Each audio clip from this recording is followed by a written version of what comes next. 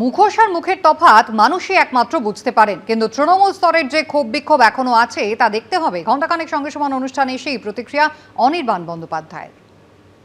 মুখোশগুলো যদি যত খসে পড়বে তত যাদের মুখটা রয়েছে তারা অন্তত মানুষের কাছে যেতে পারবেন, কারণ মুখোশ আর মুখের তফাৎটা মানুষরা সত্যি ভালো বুঝতে পারেন, আর ক্রাইসিসের সময় সেটা আরও বেশি ভালো করে বোঝা যায়।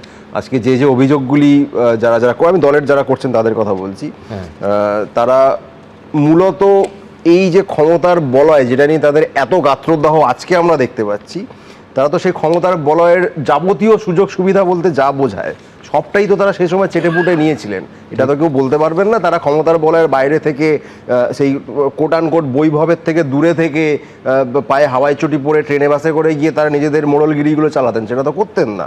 সেটা যারা করতেন বা সেটা যারা করেন সেটা মূলত কর্মীরা। তৃণমূল স্তরের কর্মীদের মধ্যেকার যে ক্ষোভ বিক্ষোভ যেটা এই মুহূর্তে রয়েছে, আমি একদম সততার সঙ্গে বলছি, সেইগুলোকে আমরা অনেক বেশি গুরুত্ব দিয়ে দেখার চেষ্টা করছি এবং করব।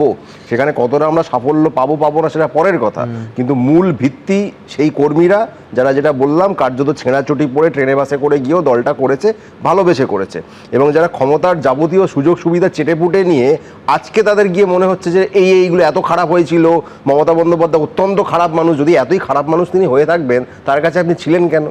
যে সময়টা আপনি ছিলেন তার কাছে, তিনি তখন খুব ভালো ছিলেন, হেরে আজকে এই ফলাফলের পর তিনি হঠাৎ করে খারাপ হয়ে গেছেন, এটা তো হতে পারে না।